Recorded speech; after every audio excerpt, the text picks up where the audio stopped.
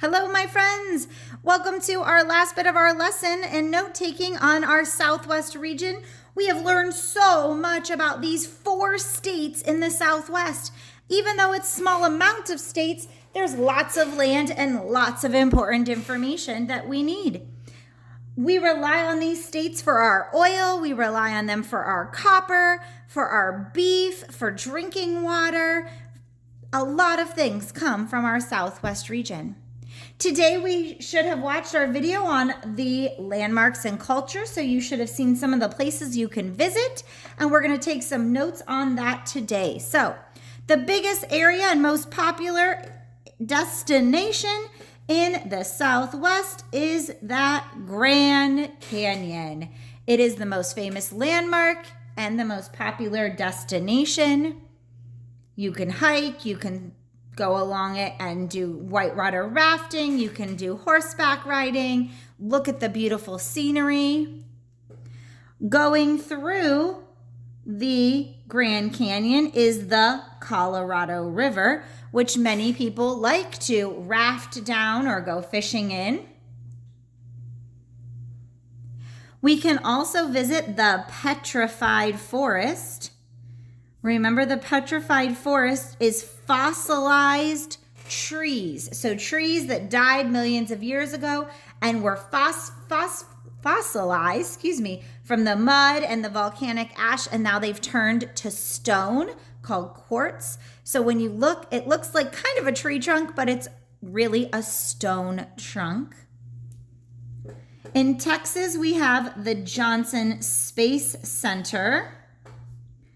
And the Johnson Space Center, I'm going to put in Texas here, is the one that directs the space missions. So they are the ones that are navigating and watching all of the space launches and trains all of our astronauts. And the other destination or landmark that you can go see is the Carlsbad Caverns. And they have those stalactites. Remember the water that's dripping from the cave ceiling and is turned into stone and rock are stalactites. And then they have stalagmites, which is water that is building up on the floor and turning into these structures. And they also have all the bats in the caverns. So things to visit, quite a few. Let's talk a little bit about the culture. What kinds of foods are popular in the Southwest? So one of the most popular things are tortillas. And tortillas are used in dishes like nachos or burritos or tacos. If you have Taco Tuesday, you probably eat tortillas. They can be soft or hard. The Southwest region is known for its spicy food because of all of the chili peppers. So most of the dishes in the Southwest use chili peppers in them, including chili, which is a mixture of beans and chili peppers and tomatoes and beef. Another very popular dish is tamales, which are those corn husked masa or dough of a corn, basically filled with beef inside of them.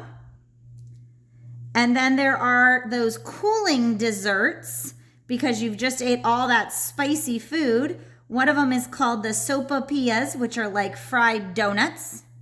And the other one is flan, which is kind of like a custard or like a pudding that has been baked. Now, the Southwest, because of its location and being owned by Spain and Mexico previously, has many of those Spanish and Mexican influences there. Many of